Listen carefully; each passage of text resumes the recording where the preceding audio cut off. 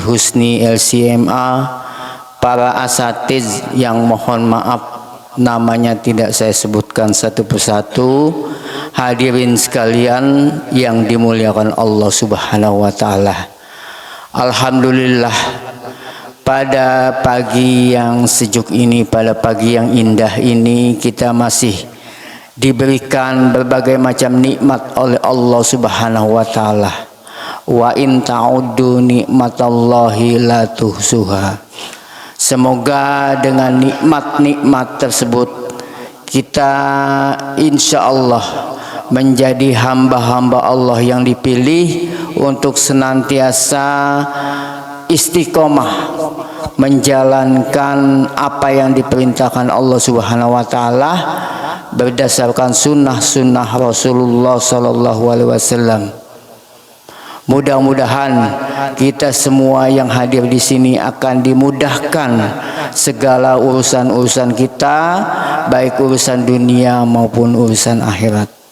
Selawat serta salam tak lupa kita sanjungkan kehariban junjungan Nabi besar Muhammad sallallahu alaihi wasallam, yang tentunya kita membutuhkan syafaat beliau sehingga kita nanti insya Allah dikumpulkan di surganya Allah Subhanahu wa taala bersama Rasulullah sallallahu alaihi wasallam, keluarga, sahabat serta pengikut-pengikutnya insya Allah yang selalu menjalankan sunnah-sunnah beliau. Para hadirin jamaah ngopi susu yang dimuliakan Allah Subhanahu wa taala, pada pagi hari ini alhamdulillah kita bertemu lagi dengan guru kita akan membahas kajian fikih kitab Khiyafatul Akhyar yang mudah-mudahan nanti kita sangat butuhkan ilmunya untuk kita amalkan dalam kehidupan sehari-hari. Dan seperti biasa nanti setelah disampaikan materi kajian fikih akan ada tanya jawab. Diharapkan para bapak-bapak hadirin sekalian yang ingin menanyakan hal-hal yang mungkin disampaikan, ada yang ingin lebih paham lagi atau masalah-masalah kajian fikih yang lain yang belum sempat ditanyakan, marilah nanti sama-sama kita tanyakan. Dan kita awali taklim ini dengan pembacaan surah Al-Fatihah. Mudah-mudahan taklim kita ini selalu mendapat ridho Allah Subhanahu wa taala. Kita yang hadir di sini khususnya selalu dalam keadaan sehat, dalam keadaan kuat ibadah, dalam keadaan sabar serta ikhlas, dan dimudahkan segala urusan-urusan kita, dilimpahkan rezeki yang halal, yang banyak, yang berkah untuk senantiasa beribadah kepada Allah Subhanahu wa taala. Begitu juga anak-anak kita yang masih dalam keadaan belajar, semoga diberikan kemudahan-kemudahan oleh Allah Subhanahu wa taala sehingga menjadi anak-anak yang soleh dan solehah, anak-anak yang betul-betul bermanfaat khususnya bagi perkembangan Islam dan umumnya bagi bangsa Indonesia. Al-Haziniyah wal kulli niyatin sholihah wa ila hajratin nabi. Al-Fatihah. A'udzubillahi minasyaitonir rajim. Bismillahirrahmanirrahim. Alhamdulillahi rabbil alamin arrahmanir rahim maliki yaumiddin iyyaka na'budu wa iyyaka nasta'in ihdinas siratal mustaqim siratal ladzina an'amta 'alaihim ghairil maghdubi 'alaihim waladdallin. Amin. Para hadirin sekalian, marilah kita langsung persilahkan kepada guru kita. Kepada guru kita dipersilahkan dengan segala hormat. Baik, terima kasih. Bismillahirrahmanirrahim. Assalamualaikum warahmatullahi wabarakatuh. Alhamdulillahi wa kafa. Wassalatu wassalamu ala nabiyil mustafa Sayyidina wa habibina wa maulana Muhammadin wa ala alihi wa ashabihi ahli sidki wal wafa, amma ba'd. Hadirin jamaah salat subuh Masjid Baitul Ma'mur yang insya Allah senantiasa dirahmati oleh Allah Subhanahu wa Ta'ala, yang saya hormati seluruh jajaran DKM Masjid Baitul Ma'mur serta para asatid sekalian. Mudah-mudahan kita semua senantiasa mendapatkan pertolongan dari Allah Subhanahu wa Ta'ala sehingga terjauhkan dari berbagai persoalan kehidupan yang kita tidak mampu untuk mengatasinya, dan mudah-mudahan kita senantiasa mendapatkan ketetapan iman dan Islam kita dan senantiasa istiqomah sehingga insya Allah kita semua akan husnul khatimah. Amin ya rabbal alamin. Hadirin wal hadirat rahimakumullah, pada pertemuan beberapa waktu yang lalu kita sudah mengkaji bab tentang al-mashu alal khufain, mengusap sepatu ketika kita berwudu. Ya, dimana kita barangkali masih ingat bahwa yang dimaksudkan mengusap sepatu ini adalah dengan sepatu-sepatu yang kuat, ya, sepatu yang ketinggian sepatunya itu mencapai 2 mata kaki kita. Kemudian juga yang perlu diperhatikan dalam mengusap sepatu itu, maka ketika memulainya ya kita sudah bertoharoh, sudah berwudu dengan sempurna. Kemudian juga sepatu ini mesti yang kuat, yang bisa untuk berjalan untuk jarak yang jauh. Sehingga ketika kita menggunakan sepatu, terutama seperti tentara ya, atau mungkin kita sedang hiking atau panjat gunung misalnya, nah, ketika berwudu itu kan kalau kita mencopot sepatu tentu lumayan susah ya, sepatu-sepatu kayak tentara, kayak sepatu untuk manjat gunung. Mungkin yang gunung saya nggak tahu, nggak pernah manjat gunung Pak, sepatunya kayak apa juga nggak tahu, tapi kira-kira mungkin juga sepatunya kuat lah ya, kuat, dan mungkin ikatannya juga cukup kuat juga. Dan sepatu-sepatu lain yang sejenis dengan itu, ya, maka ketika berwudu kita diberikan keringanan, tidak usah dicopot, cukup dengan mengusap sepatunya tersebut. Tapi tadi sebelum menggunakan sepatu, wudu dulu secara sempurna. Ini kesimpulan pertemuan kita 2 bulan yang lalu. Untuk hari ini bab kita adalah tentang tayamum, ya. Faslun fit tayammumi, ya. Tayamum saya kira sudah hal yang biasa ya kita ketahui, namun tentu biasanya ada beberapa hal yang ternyata lebih detail ya dan perlu kita diskusikan bersama. Namun sebelum kita masuk dalam pembahasan ini, perlu diketahui bahwa tayamum ini adalah merupakan ibadah yang sifatnya rukhsah. Rukhsah itu adalah keringanan, ya, keringanan dari Allah Subhanahu wa Ta'ala. Kalau rukhsah itu ada azimahnya, azimah itu perintah utamanya, yaitu dengan mandi atau berwudu, ya, tergantung apa penyebab hadasnya kita. Kalau hadas besar kan mandi, hadas kecil wudu. Lah kemudian dalam kondisi tertentu kita dibolehkan untuk tayamum. Nah, apa kondisinya akan kita baca dalam kitab ini. Qala al-musannif wa syaraitu tayammumi khamsatu asya'a. Ya, adapun syarat tayamum itu ada 5 hal. Jadi syarat ini penting karena kalau syarat belum terpenuhi maka perbuatannya itu menjadi tidak sah. Ya, apalagi ini sebagai suatu rukhsah, sebagai suatu keringanan, orang boleh melakukan keringanan ini kalau ada kendala dalam melaksanakan perintah utamanya, yaitu mandi atau berwudu. Yang pertama, wujudul udhri bisafarin au marodin, adanya uzur atau adanya alasan dengan adanya bepergian atau sakit. Ya, ini yang pertama ya, ada 5 macam. Tapi nanti sebelum menjelaskan semua kita akan mendiskusikan dulu untuk yang pertama ini. Sebelum lebih jauh kita diskusikan dulu ya. Pertama berkenaan dengan apa itu arti tayamum. At-tayammumu lughatan huwa al-qasdu. Tayamum itu menurut bahasa adalah al-qasdu, artinya menuju. Yuqalu yamamaka fulanun bil khairi. Itu kan yamamakan tayamum ya.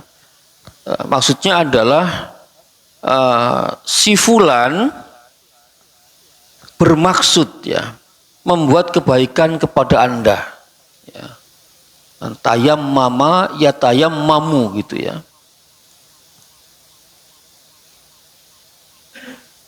Jadi idza qasodaka, ketika dia bermaksud berbuat baik kepadamu. Wa fi syar'i, adapun dalam istilah syaroknya atau bahasa akademisnya dalam pengertian terminologinya gitu ya.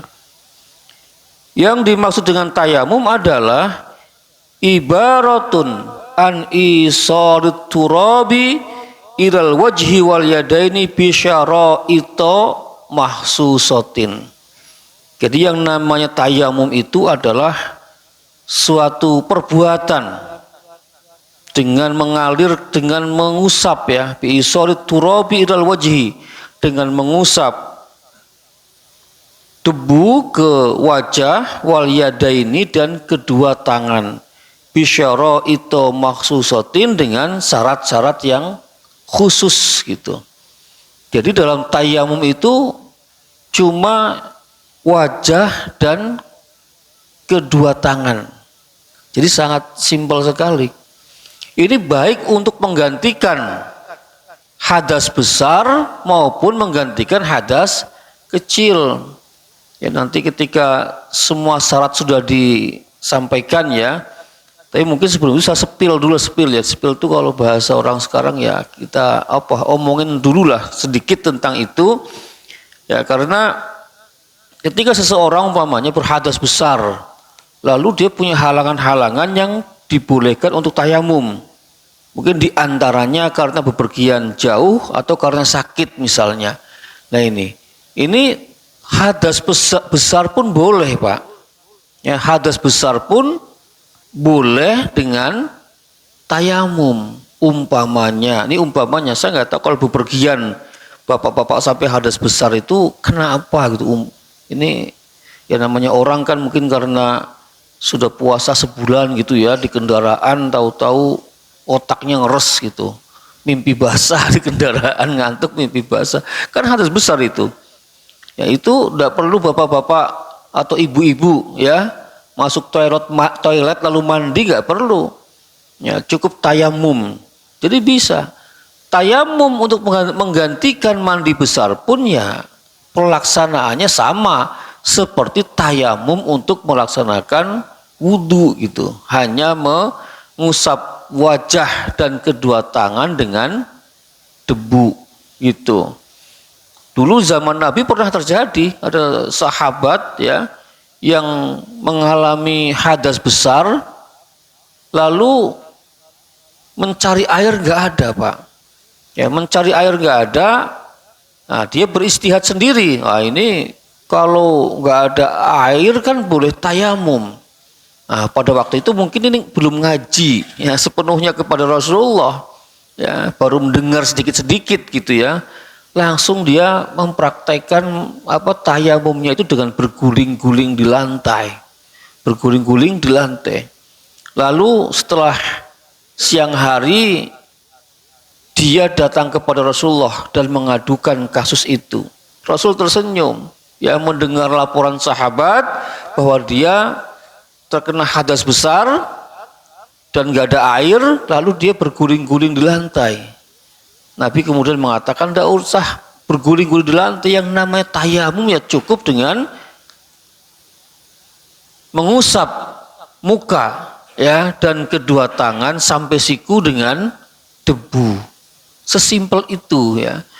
Nah, tapi saya nggak tahu, pernah nggak bapak-bapak ataupun ibu-ibu yang praktek tayamum untuk menggantikan mandi, Pak? Kayaknya jarang ya, Pak. Ya, kayaknya kok nggak serak gitu ya kayaknya. Padahal ini adalah syariat yang sudah diberikan Allah kepada kita. Tentu manakala ya kita telah memenuhi persyaratan untuk melakukan tayamum. Nah, cuma mungkin bapak-bapak kalau mandi itu kan tadi karena mendatangi istri misalnya dan lain sebagainya. Sementara kita insya Allah di Indonesia ini kan tidak kurang air ya, sehingga nggak pernah merasakan tayamum untuk menggantikan air tadi. Atau di safar, di bepergian misalnya. Ini bepergiannya itu yang susah air, Pak. Kalau kita kan bepergian tapi di hotel banyak air, maksud tayamum gitu ya. Jadi kondisinya tidak sama dengan kondisi zaman Nabi Muhammad, yang mana mereka melakukan safar itu naik kuda ya di tengah padang pasir gitu, sehingga kemudian bertayamum. Nah, itulah tayamum, yaitu satu perbuatan ya dengan mengusapkan debu kepada wajah dan kedua tangan dengan syarat yang khusus. Wal aslu fi jawazi alkitab was sunnah. Adapun dasar atau dalil dibolehkannya tayamum ini adalah dari Al-Quran dan hadis, ya, atau dari Al-Quran dan sunnah baginda Rasulullah sallallahu alaihi wasallam. Ya, wasanuridul adillata fi mawadhi'iha, dan akan dijelaskan oleh pengarang buku ini pada tempatnya nanti. Summa dhabitu jawazi tayamum al-ajzu an isti'malil ma imma li ta'azzurin aw li usrihi li khafi dororin zahirin. Ya. Nah, kemudian ketentuan tentang dibolehkannya tayamum itu ya adalah al-ajzu an isti'malil ma'i imma li ta'azzurihi aw li usrihi aw li khafid darari zahirin, ya. Jadi pada prinsipnya tayamum ini adalah atau ketentuan dibolehkannya tayamum ini adalah al-ajzu, adanya kelemahan, an isti'malil ma'i, dalam menggunakan air, ya, adanya kelemahan. Nah, kelemahan ini imma li ta'azzurihi, mungkin karena uzur, ya, karena suatu halangan tertentu, ya, au li usrihi, atau karena kesulitan,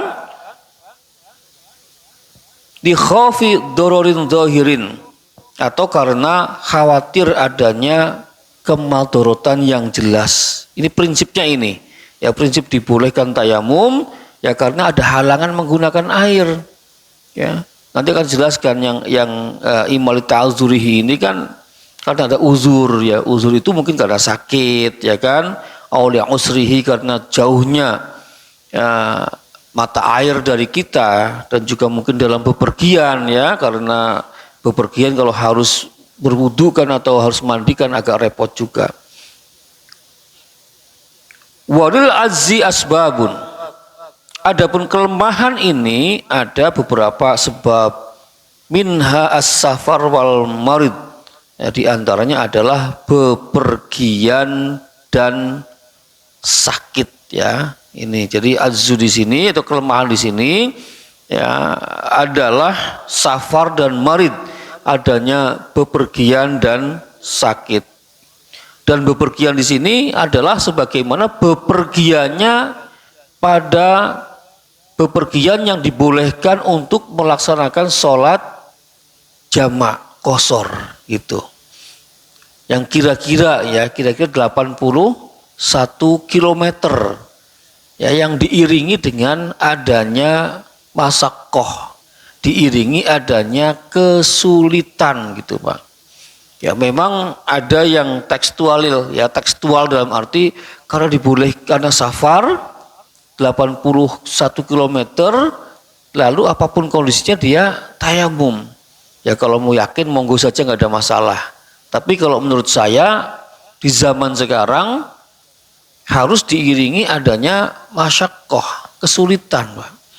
Ya kalau umpamanya kita ke Surabaya naik pesawat cuma sejam setengah ya, dan tidak ada kekhawatiran kehabisan waktu sholat, saya kira ya belum uzur-uzur amat ya kalau kita untuk berwudu seperti biasanya gitu ya. Kita bisa di rest area atau kalau di bandara ya bisa di tempat sholat banyak bertebaran di mana-mana gitu.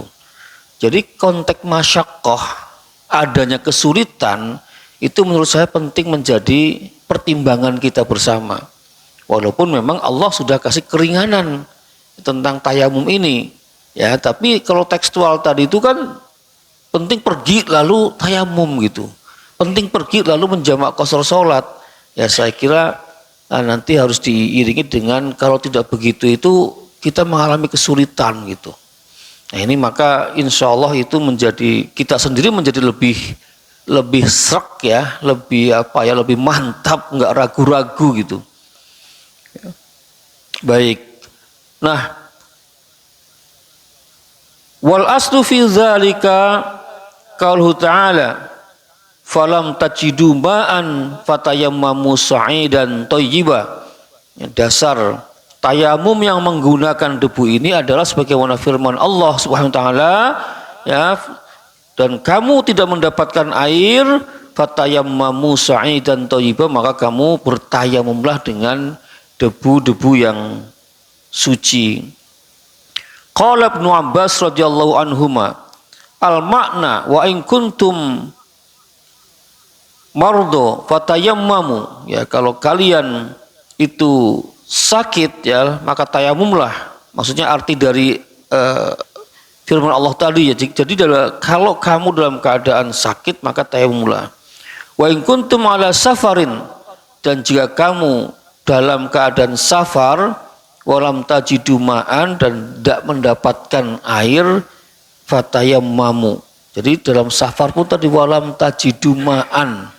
Ya, jadi kalau umpamanya dalam safar kita bisa ke rest area ya, dengan ke rest area itu nggak ada problem apapun ya, nggak ada problem antrian panjang. Kan ada apa bisa sih problem antrian panjang sehingga kita nggak bisa sholat tepat waktu gitu. Artinya bisa jadi karena panjangnya itu lalu kita kehabisan waktu sholat. Nah itu lain masalah ya.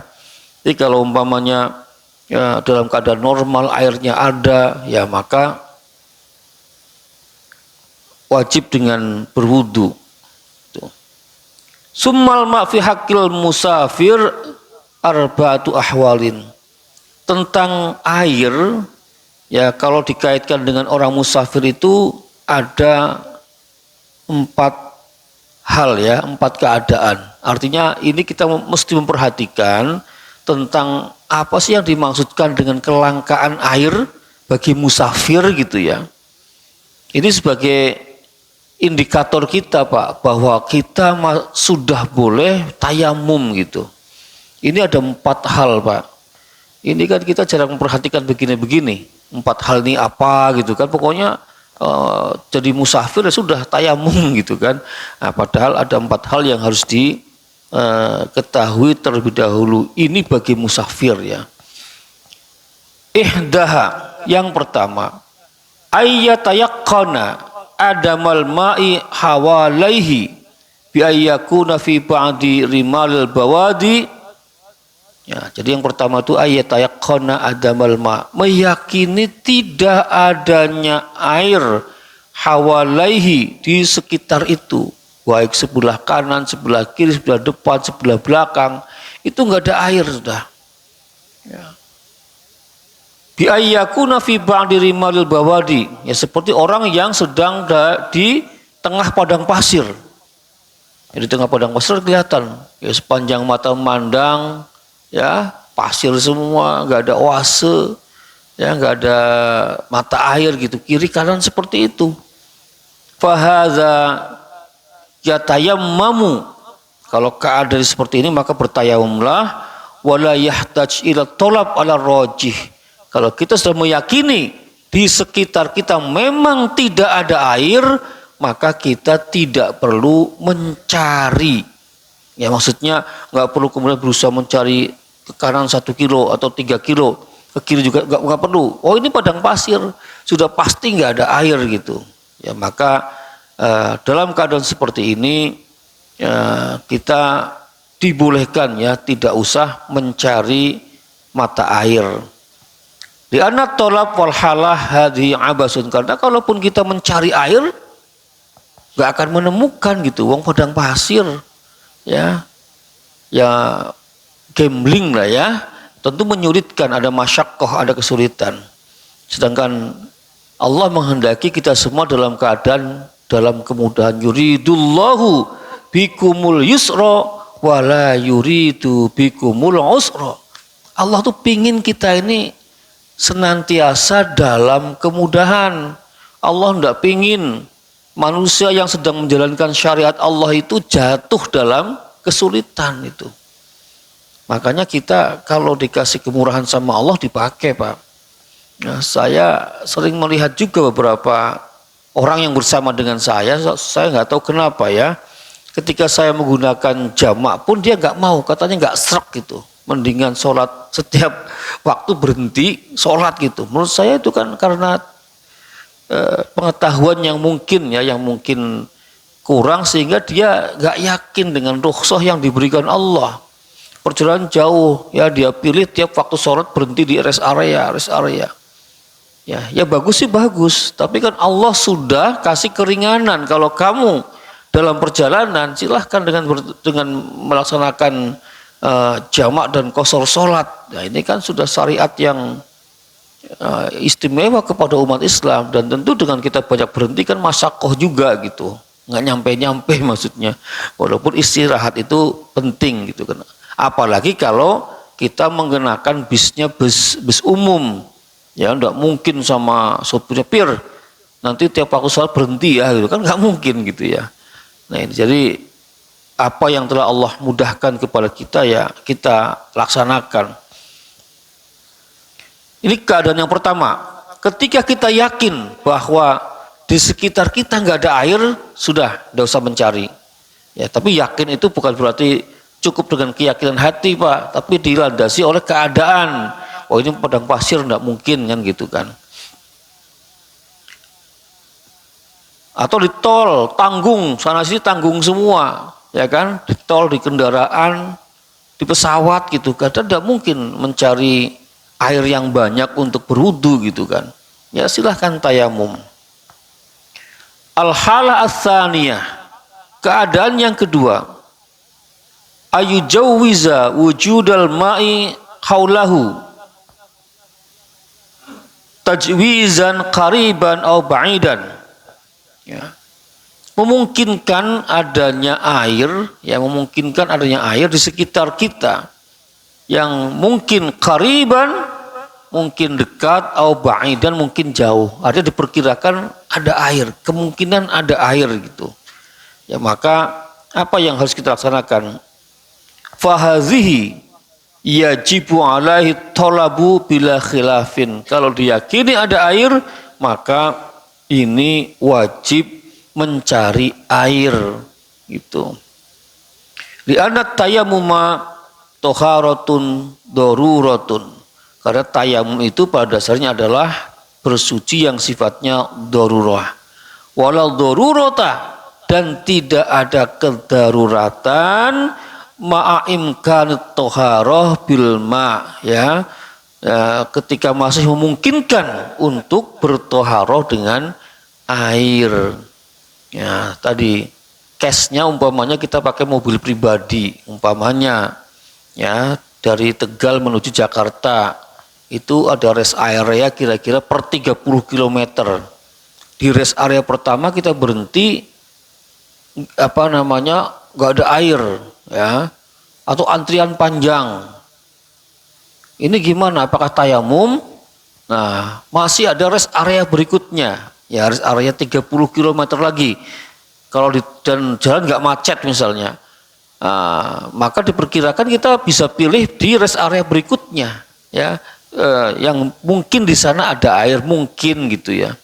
Tapi kalau diperkirakan, wah ini lagi lebaran-lebaran, semua rest area padat gitu kan, semua rest area padat, nggak mungkin kita bisa mendapatkan tempat istirahat di rest area berikutnya, ya sudah, berarti itu termasuk kesulitan untuk mendapatkan air, kita dibolehkan untuk tayamum gitu. Jadi ada pertimbangan-pertimbangan rasionalnya, jangan langsung tayamum gitu ya. Nah. Al-halah as-salisah, keadaan yang ketiga, ayatayaqqana wujudal ma'i hawalaihi. Ya. Jadi yang ketiga ini yakin betul ada air di sekitarnya. Ya. Tetapi ini wahadza dausala sumarotib.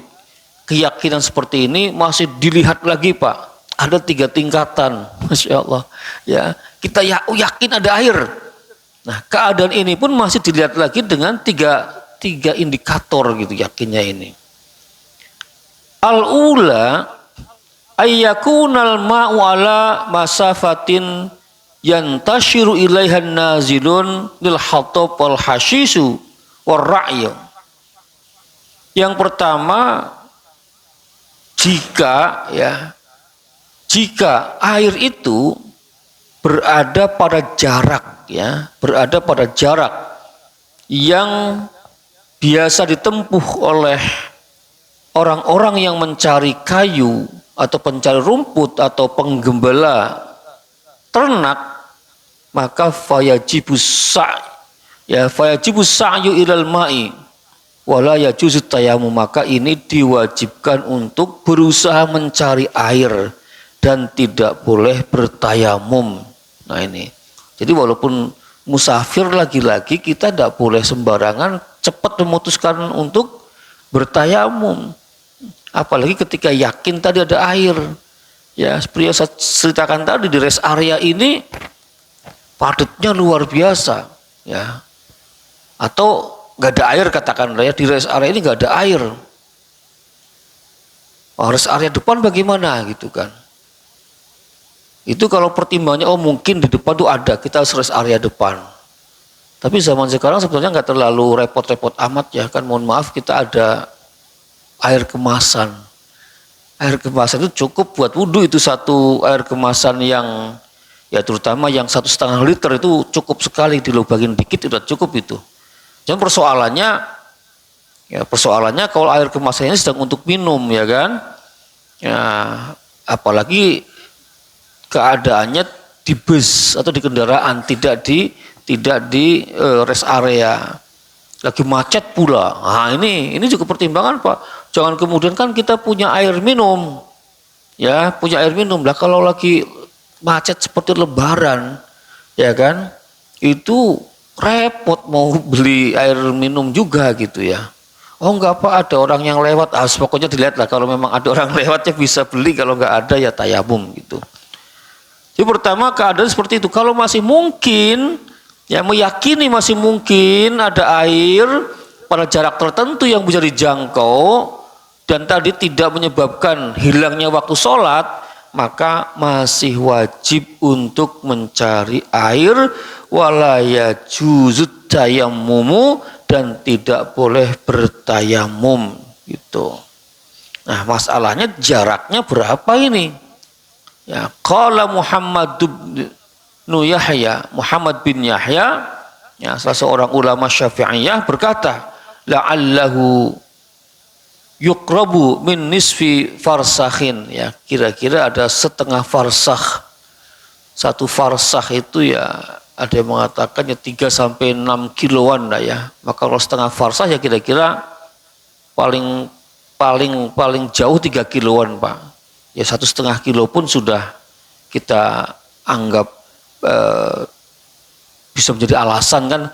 Setengah farsah, 1 farsah itu ada yang mengatakan 3 kilo, ada yang mengatakan 6 kilo. Kalau pakai 6 kilo berarti 3 kilo. Kalau pakai 3 kilo berarti 1,5 kilo gitu. Kira-kira itulah jarak-jarak untuk mencarinya. Ya, maka tadi di rest area masih mungkin mencari rest area berikutnya. Wa hadhil masafah fussirat faqal masafah inda tawahum. Ya, jarak ini ya diperkirakan ya ketika ya kita memiliki ya semacam keraguan-raguan dalam perkiraan jarak itu berapa sih jaraknya gitu ya. Yaitu sekitar 3 kiloan gitulah untuk mencari air ke arah yang memungkinkan itu. Kemudian al-martabah ats-tsaniyah ya, yakin yang kedua, kan tadi yang ketiga ini kan keadaannya kita yakin ada air ya. Yang pertama air itu ada tapi jaraknya lumayan jauh ya, tapi bisa ditempuh oleh pencari kayu, pencari rumput, penggembala, mereka bisa kok gitu. Maka yang kayak begini wajib untuk mencari air gitu. Yang kedua, ayyakuna ba'idan bihaitsu law sa'a ilaihi kharajal waktu. Nah ini. Yang ketiga ini, yang kedua ini ayyakuna ba'idan, jauh ya lokasi airnya, yang kira-kira kalau kita berusaha untuk mencari air pada jarak ini ya kharajal waktu, keburu waktu sholatnya habis ya, waktu sholatnya sudah selesai gitu. Fahadza yatayammamu al-madhhab, kalau begitu boleh bertayamum. Oh kalau nanti di rest area sana kayaknya sudah habis sholat deh, waktu sholatnya sudah selesai deh, berarti kita boleh bertayamum di rest area yang pertama gitu. Li'annahu faqidun lil ma' fil hal, karena pada waktu itu sesungguhnya dia sedang tidak ada air. Walau wajib intizarul ma'i ma khurujil waqti lama sahut tayamum aslan. Kalau saja kemudian kita diwajibkan menunggu adanya air ya sampai hilangnya waktu, maka ya ini tidak diperkenankan gitu. Jangan sampai gara-gara untuk mencari air lalu habis waktu. Nah, terkecuali kalau tadi kita masih memungkinkan untuk jamak takhir misalnya Pak. Ya, kita ketepatan pada posisi sholat yang pertama di sholat zuhur misalnya, kita dalam perjalanan yang memungkinkan sholat jamak, maka habisnya waktu zuhur ini gak ada masalah karena kita masih punya waktu asar untuk menjamak takhir. Tapi kalau sudah di waktu asar ya kita sudah nawaitunya jamak takhir, ternyata ketika waktu asar tadi tidak menemukan air ya, yang sekiranya ada tapi kita tempuh nanti kehilangan waktu sholat, ya udah kita diperkenankan untuk tayamum. Al-martabah ats-tsalitsah, tingkat yang ketiga, ayyakunal ma'u bainal martabataini ya bi antazida masafatahu ala ma yantashi ilaihin nazilun wa taksiru an khurujil waqt. Ya, ini jaraknya ini antara dua hal di atas, antara bisa ditempuh ya, memang bisa ditempuh oleh para pencari kayu, para pencari rumput, para penggembala. Namun demikian bisa beresiko ya, bisa beresiko khurujul waqti ya, kita kehilangan waktu. Wa fi dzalika khilafun muntashir, dalam konteks ini ada beda pendapat yang sangat jelas. Wal mazhab, pendapat mazhab Imam Syafi'i adalah jawazut tayammumi, dibolehkannya tayamum.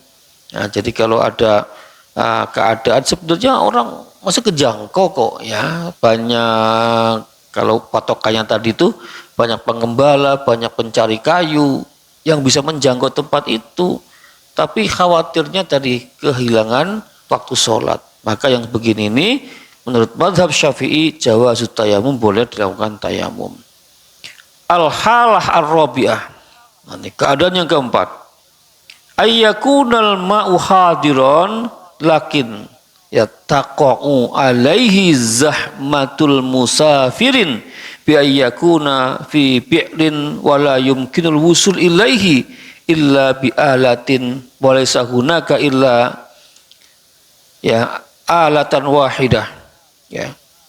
Jadi yang keempat ini ayyakunal ma' hadiron, airnya ada Pak, airnya ada di depan mata ada, lakin taqa'u alaihi zahmatul musafirin, tapi banyak banget orang tuh zahmah. Nah, kalau di Arab itu kalau zahmah itu macet, crowded ya, orang banyak banget, sehingga apa, tentu dengan banyak begitu tidak memungkinkan kita untuk sampai kepada air itu ya. Sedangkan nah di sini diceritakan sedangkan ya orangnya banyak dan alat yang digunakan untuk di zaman pahala ya untuk menimba air pun cuma satu juga gitu. Intinya kesulitan banget dah ya dengan banyaknya orang itu. Ini bagaimana? Wal madhab jawazut tayamum, maka menurut mazhab Syafi'i dibolehkan bertayamum gitu. Li'annahu faqidun lil ma' fil hal, karena apa namanya pada saat itu memang tidak ada air pada waktu itu fil hal ya.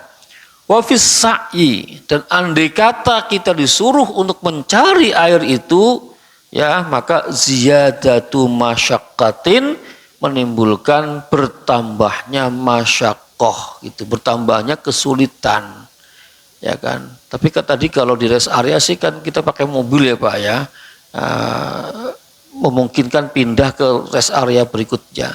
Tapi dengan pasal pertama kalau diperkirakan oh di yang kedua juga pasti zahmah ya, pasti sesek ya, pasti crowded ya, maka boleh ya, boleh untuk bertayamum. Dan inilah Bapak dan Ibu sekalian, ternyata ilmu itu dalam banget ya, hanya memutuskan tayamum itu bagaimana saja dalam konteks di perjalanan itu pertimbangannya ada 4 hal ya. Ada 4 pertimbangan yang harus diketahui. Yang intinya mungkin menghafal 4 ini agak repot. Apa tadi lupa. Intinya kita sudah berusaha semaksimal mungkin untuk mendapatkan air, gitulah intinya itu. Ya. Wa ammal marid fahuwa ala salasati aksamin. Kalau berkenaan dengan orang sakit yang bagaimana? Yang dibolehkan untuk bertayamum. Waduh Pak, saya sakit Pak, sakit panu kok tayamum gitu ya. Ya. Ada 3 kondisi ya di mana orang yang sakit itu dibolehkan untuk bertayamum. Al awwalu, yang pertama, ayyakhafa ma'hu bil wudu ya, fautar ruh au fauta adwin au fauta manfaatil adwi. Yang pertama adalah khawatir Pak, kalau kita wudhu secara sempurna ya dengan air, terjadi fautar ruh, mati gitu. Ada nggak orang kena air lalu mati gitu ya? Atau fauta adwin ya, atau kita kehilangan anggota badan. Au fauta manfaatil adwi, atau hilangnya keterberfungsian anggota badan.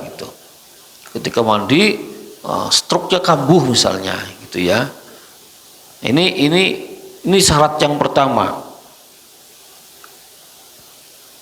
Wa yalhiqu bidzalika ma idza kana bi maridun ghairum makhufin.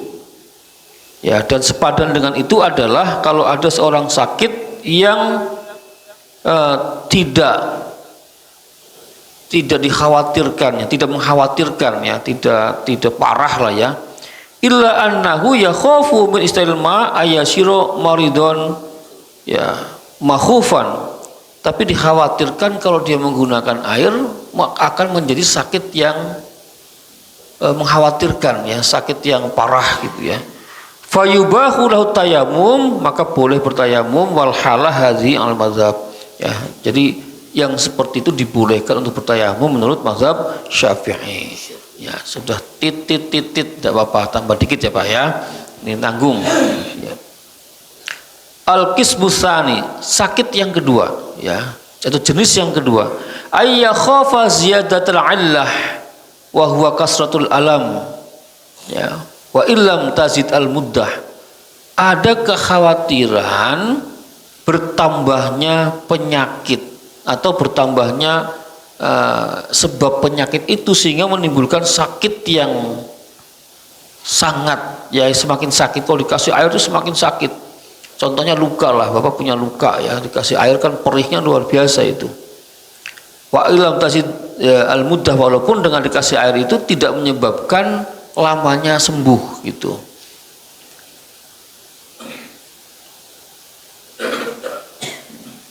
Oke, ini yang kondisi yang kedua, saya nggak baca penuh nanti waktu nggak cukup. Kondisi yang ketiga, al-qismus tsalis ayyakhafa shinan yasiron ka asl jadri aw sawadan qalilan aw yakhafu syai'an qabihan ala ghairil a'dha az-zahir aw yakunu bi marda la yakhafu muslimul ma ma'hu mahzuran fil aqibah wa illam ta'lam fil hal ka jarahatin aw barutin aw hurrin fa yajuz tayammum la syai'in min hadza bila khilafin.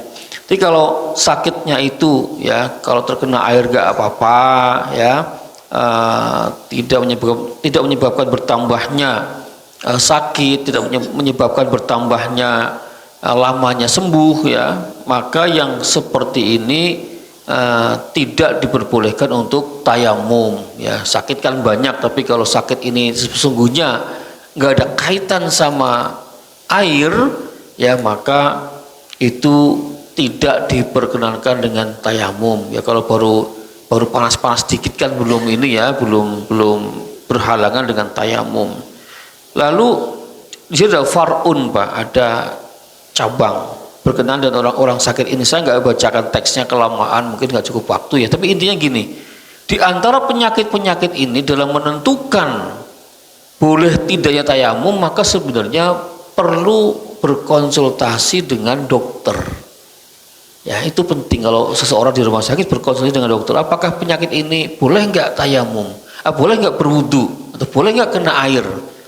Bahkan di sini dokternya harus muslim, ya, muslim. Tapi saya sih mungkin tidak terlalu sependapat dengan di sini. Yang penting dokter lah Pak, ya, dokter ahli kalau sudah mengatakan bahwa ini tidak boleh kena air, ya, maka saya kira kita sudah dibolehkan untuk bertayamum. Kalau di kitab ini wajib Pak, dokter itu dokter muslim, ya. Ini di sini wa yushtaratu ma'akhidh ya hidqihil ya al-Islam, ya, disyaratkan keahlian kedokterannya itu dia adalah seorang yang Islam. Fala yuqbalu qaulal kafir, ya, maka atau fala yuqbalu qaulul kafir, maka tidak diterima perkataan dari dokter yang non tadi itu. Ini kalau di sini, tapi kok kelihatannya ini kan nggak terlalu resiko dengan akidah, dan insya Allah keahlian profesional itu sudah dijamin oleh undang-undang, oleh sumpah jabatan, sumpah profesi gitu ya. Insya Allah dokter manapun yang sudah menyarankan itu kita bisa menaatinya ya, termasuk misalnya larangan Anda nggak boleh puasa, tapi yang ngomong dokternya non misalnya Pak. Ini kira-kira gimana Pak? Ini juga masalah yang barangkali perlu dipikirkan. Mungkin ya bisa, kalau memang kita sendiri merasakan badan kita tidak fit ya, saya kira apa yang disampaikan dokter itu sudah objektif lah ya. Ya, apalagi tadi dokter sudah disumpah dengan sumpah profesi, sehingga tidak mungkin dokter itu untuk berdusta atau berbohong. Baik, saya kira itu Bapak dan Ibu sekalian, kita baru ngebahas syarat yang satu Pak, ya, syarat tentang wujudul udhri bisafarin aw maradin, bahwa syarat dibolehkannya tayamum itu ya harus adanya uzur, ya, dengan adanya bepergian dan sakit gitu. Nanti berikutnya masih banyak syarat-syarat yang harus kita pelajari lagi. Mudah-mudahan kita diberikan kesehatan, diberikan kekuatan dan keistiqomahan sehingga insya Allah pada bulan yang akan datang kita bisa berjumpa kembali. Amin. Amin ya rabbal alamin. Demikian untuk kajian pagi ini, kita tutup dulu dengan Assalamualaikum warahmatullahi wabarakatuh. Waalaikumsalam warahmatullahi wabarakatuh. Demikianlah. Terima kasih yang sebesar-besarnya kepada guru kita yang sudah menyampaikan kajian fikih tentang tayamum. Jamaah ada yang ingin ditanyakan? Oh ya, Pak Alam, silahkan Pak Alam. Monggo.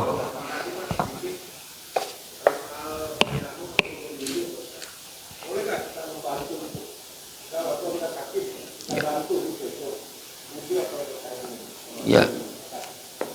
Jadi i'anah ya, membantu bertayamum.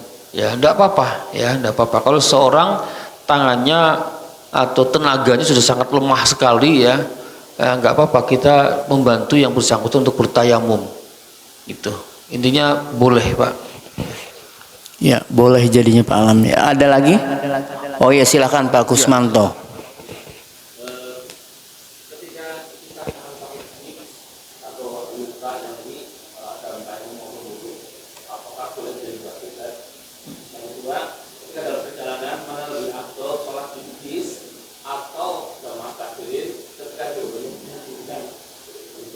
Ya, kalau tangannya di gips ya kita mengusap saja tangannya. Sama ketika wudhu pun sama, diusap. Itunya aja diusap apa namanya perbannya. Ya, jangan sampai dilepas lalu ini ya. Walaupun terus terang saya sendiri kalau luka-luka yang nggak terlalu parah saya nggak serak juga ya. Kalau umpama saya ada luka di tangan saya kasih salon pas atau apa tetap saya kupas juga kayaknya nggak serak gitu kan, nggak bahaya, kecuali sudah sampai bahaya kalau luka besar, kalau repot membongkarnya apa gitu ya, itu sudah cukup diusap di atasnya saja. Oke, kemudian di jalan bagaimana, kapan kita sholat di kendaraan dan kapan kita sholat di masjid atau musola ya. Tentu yang terbaik adalah sholat di masjid atau musola jika mungkin. Nah, jika mungkin. Kalau pakai mobil pribadi, insya Allah mungkin untuk mencari rest area dan lain sebagainya. Tapi kalau kita di kendaraan umum, naik kereta, naik bus, naik pesawat, kan tidak mungkin. Nggak ada pilihan kecuali kita melakukan sholat di dalam kendaraan, Pak.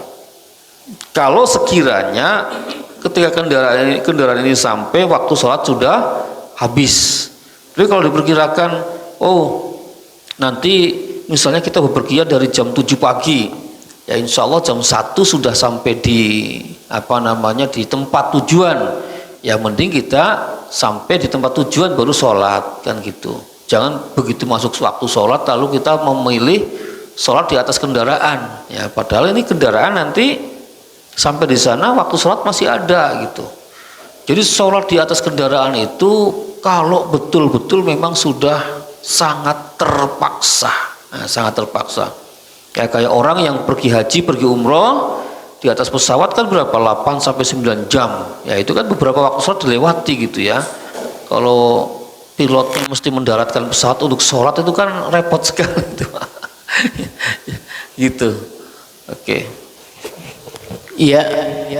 Ada lagi? Ya silakan. Oh ya, Pak Batur, silakan Pak Batur.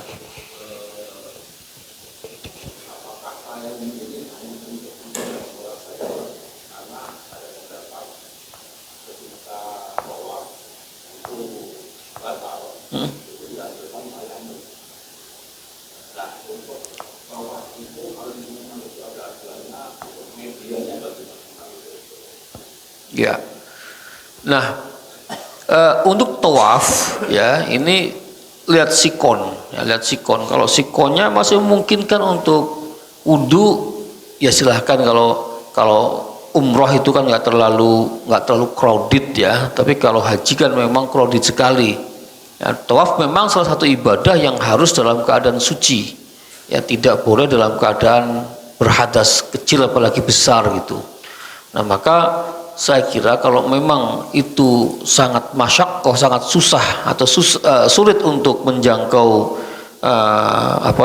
air wudhu, dan memang kan harus keluar dulu kalau nggak salah ya Pak ya.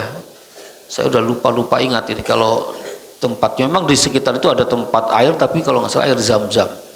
Kalau tempat wudhunya mesti agak jauh dari situ. Ya kalau memang sangat susah, sulit ya masyaqqah, ya silahkan bertayamum tidak apa-apa gitu. Dan tawaf ini kan ada tawaf wajib, ada tawaf sunnah gitu. Karena gini, kita setiap hari kalau masuk ke Masjidil Haram itu disunnahkan tawaf dulu. Ya kan, sunnahnya kayak kita masuk masjid pada umumnya, sunnahnya ada tahiyatul masjid. Nah, tahiyatul masjidnya ke Masjidil Haram itu dengan tawaf gitu. Nah, dan tadi terkait dengan tayamum, nanti di kitab ini juga ada tayamum itu hanya untuk satu sholat wajib. Tapi kalau sunnah tidak apa-apa, berkali-kali sunnah tidak apa-apa. Tapi hanya untuk satu sholat wajib. Jadi kalau udah tayamum untuk zuhur, begitu masuk asar itu batal, harus tayamum lagi. Ya, nanti ada pertanyaan, kalau jamak qashar gimana Pak? Ya ini tidak apa-apa lah ya. Apa namanya, langsung itu kan langsung, tidak terpisahkan gitu.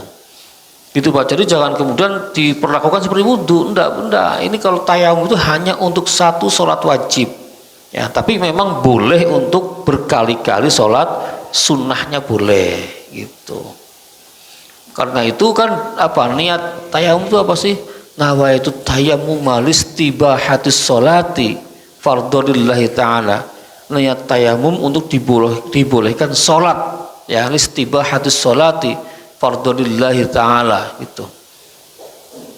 Jadi begitu Pak. Jadi jangan sampai kemudian kita tayamum sekali lalu ketika asar merasa belum batal tayamumnya gitu kan, lalu sholat asar itu tidak boleh, mesti tayamum lagi. Demikian. Ya, bagaimana para hadirin sekalian jamaah, sudah cukup ya. Terima kasih kepada para jamaah sekalian yang sudah aktif untuk menanyakan Pak Fatur Rahman, Pak Kusmanto dan Pak Alam dan jamaah sekalian. Alhamdulillah selesailah kegiatan ngopi susu pada pagi hari ini. Marilah kita tutup dengan doa, dan saya atas nama pembawa acara mohon maaf apabila terdapat kesalahan-kesalahan. Kepada guru kita untuk memimpin doa dipersilakan. Bismillahirrahmanirrahim. Allahumma salli ala sayyidina wa syafi'ina wa karimina wa maulana Muhammad wa sallim radhiyallahu tabaraka wa ta'ala an sadatina sahabi rasulillahi ajma'in. Alhamdulillahi rabbil alamin hamdan yuwafi ni'amahu wa yukafi'u mazidah. Ya Rabbana lakal hamdu kama yanbaghi li jalali wajhika wa 'azimi sultanik. Allahumma anfa'na bima 'allamtana wa alimna ma yanfa'una warzuqna uluman tanfa'una. Allahumma ij'al jam'ana hadza jam'an marhuma wa tafarruqana min ba'dihi tafarruqan ma'suma. Rabbana atina fid dunya hasanah wa fil akhirati hasanah wa qina adzabannar. Wa sallallahu ala sayyidina Muhammad wa ala alihi wa sahbihi ajma'in. Subhana rabbika rabbil izzati amma yasifun wa salamun alal mursalin walhamdulillahi rabbil alamin. Assalamualaikum warahmatullahi wabarakatuh. Waalaikumsalam warahmatullahi wabarakatuh. Oh iya.